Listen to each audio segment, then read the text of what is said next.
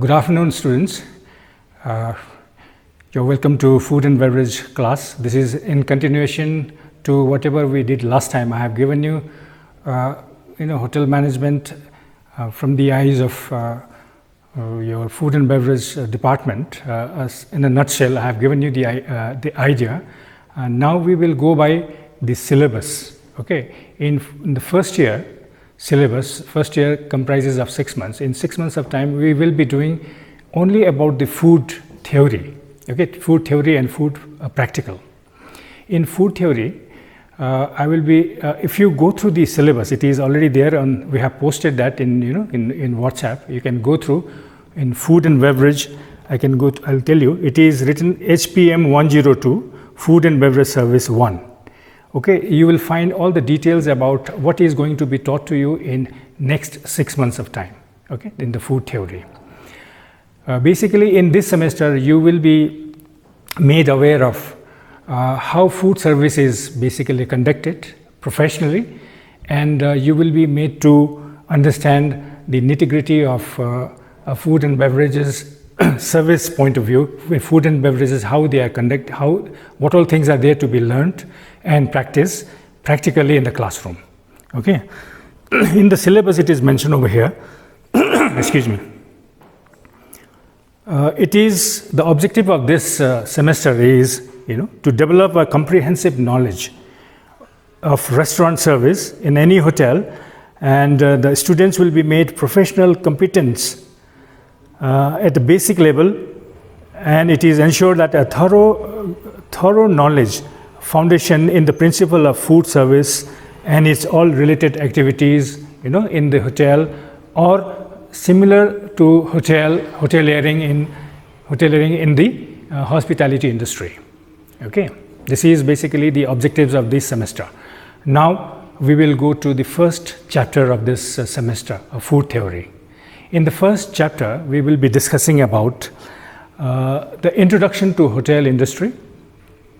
You see how hotel came up, how the origin of hoteliering in the world, how it came up to, and we will be discussing about how it was evolved, how it is evolved, and definitely the growth of catering industries and the different types of catering establishments. These are the things of which we will be discussing, and I'll be giving you notes also, which you'll be writing. I'll tell you later on how it is to be maintained, the writings. It has to be done in a very professionally sequence, in a proper sequence it has to be written. I will tell you about these later on. So we will be discussing in the first chapter about the introduction to hoteliering, the hotel industry, and you see how this hoteliering evolved in India and in the world. What all are those things, factors, those were there to help hoteliering flourish in the entire world. And then we will be discussing about catering establishment. What is catering establishment? And different types of catering establishments which is prevailed in today's world. And you will get to know about those catering establishment in detail. Okay. Now to talk about the introduction to hotel industry. As you know, the hotel. When we talk about hotel, people, they have a different outlook and ideas about defining a hotel in their own ways. And to talk about a hotel in a professional manner, and if you need to define a hotel in a professional manner, in technical manner, hotel is defined as a place. It is a place where a bona fide traveler is provided with food and shelter, provided he is in a position to pay for it and in a position to be received, in a fit condition to be received, to be more precise. Okay, this is the technical definition of a hotel. I'll repeat it again for you. Hotel is a place where a bona fide traveler can be provided with food and shelter, provided he is in a position to pay for it and is in a fit condition to be received.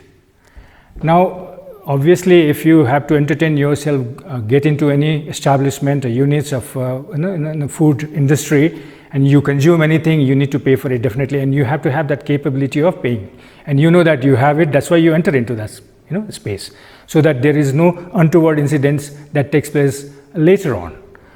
Now, the second part of this definition is a fit condition. What fit condition means, you see, there are people who usually you will find they are not in a fit condition, meaning maybe it could be a physical attire, maybe the way they dress up.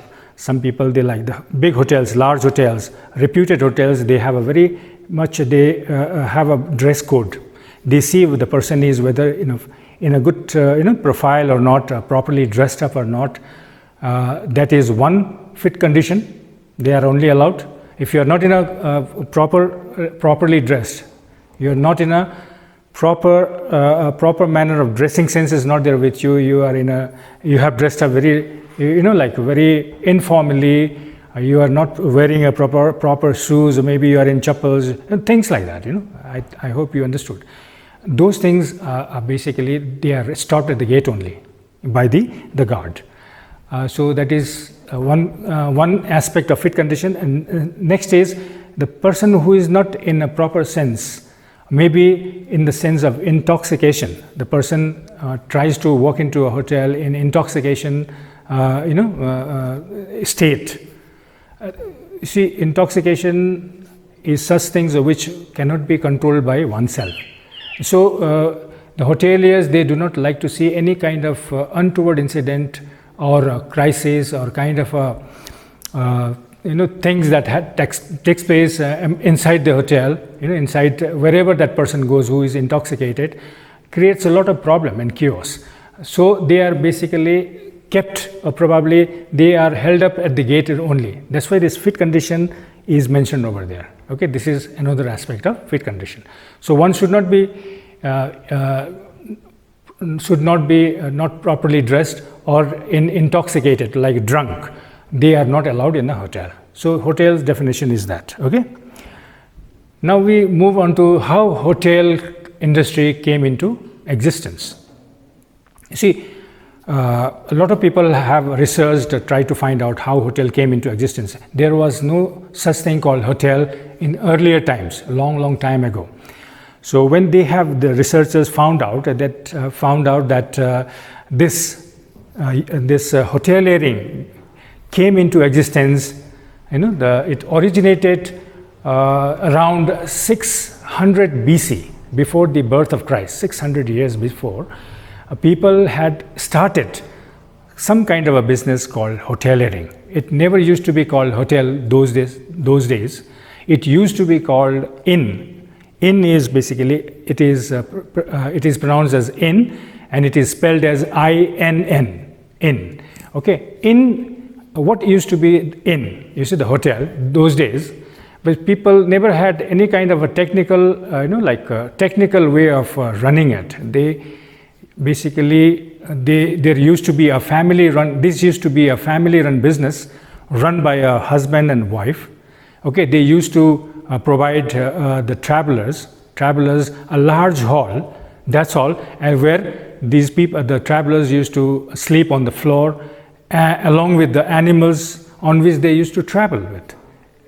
You see, when we are talking about 600 BC, there never used to be a vehicle, four-wheeler or two-wheelers or trains, railways or cruise liners or aircraft. There never used to be like that. People used to travel either by foot or by on a horseback, or or a bull cart, things like that. They used to travel like that.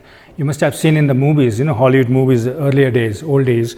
Those kind of things used to be there. That's why people never had a proper things to provide with those travelers also. So they used to be given only a large room where people used to sleep on the floor, and the animals used to be kept. Maybe a stabling facility came into existence later on.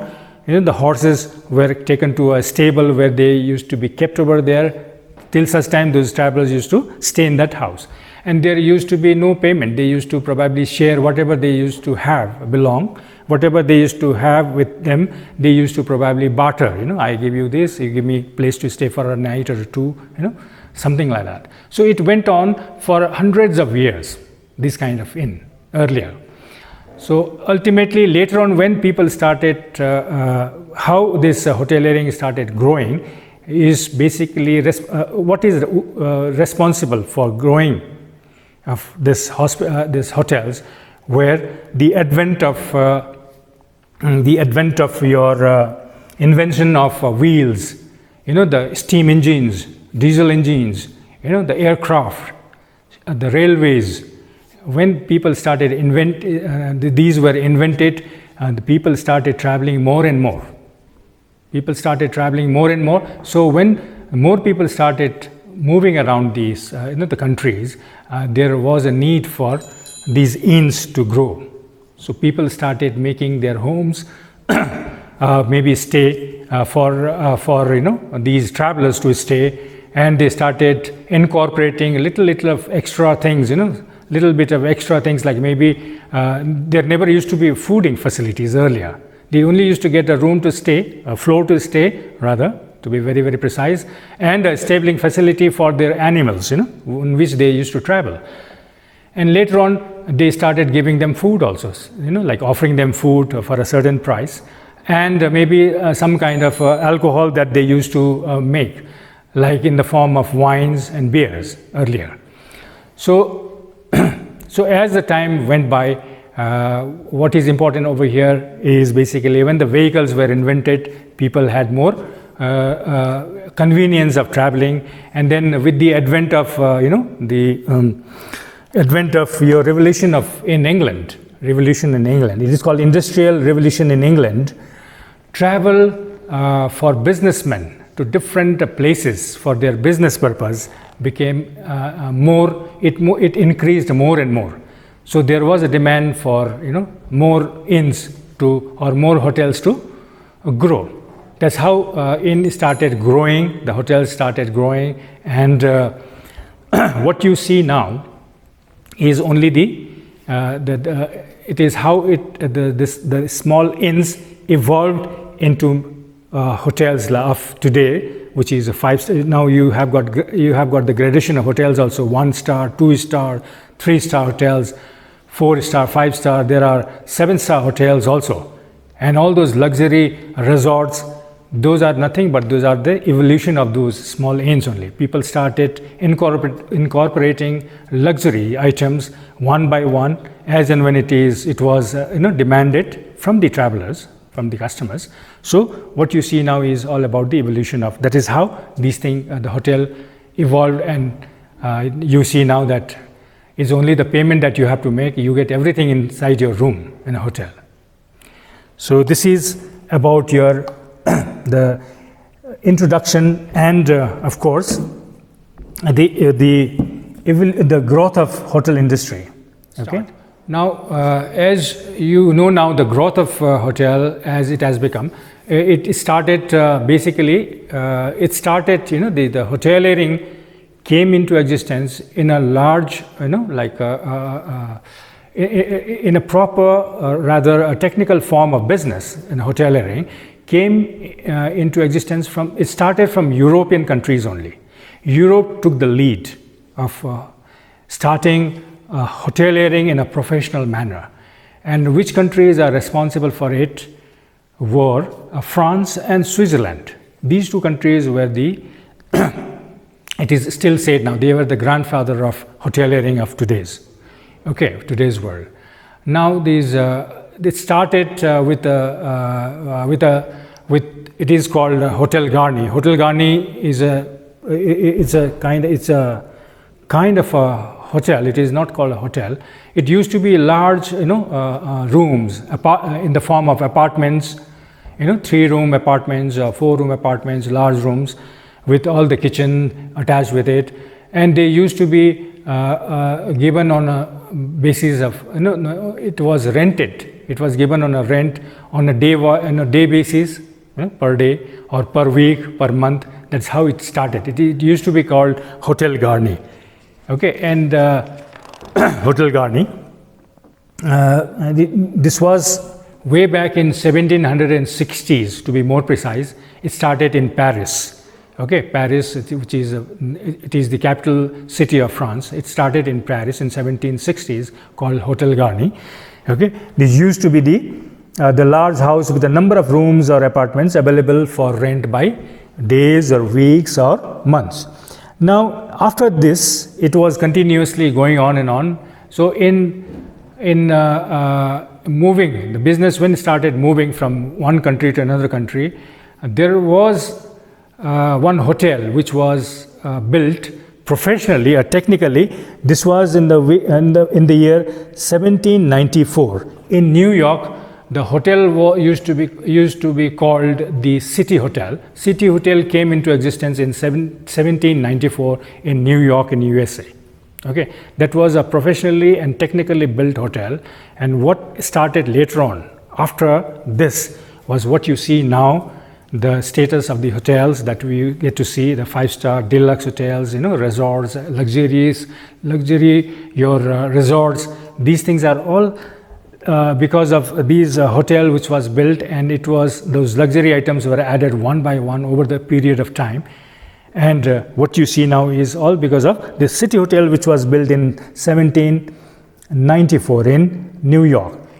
And then later it went on. It went on very nicely, and the travelers started demanding more and more luxuries, and the hoteliers started adding on to that, whatever they had, like prevailing luxuries, they started adding those demand also, whatever was possible. And you will see that in the year 1827, the Delmonico brothers from Switzerland, they came and opened a small cafe, the roadside cafe. It used to be called Delmonico Brothers only. In New York only, they used to serve only pastries and the coffees, different types of coffees in those restaurants, and it used to be on the roadside.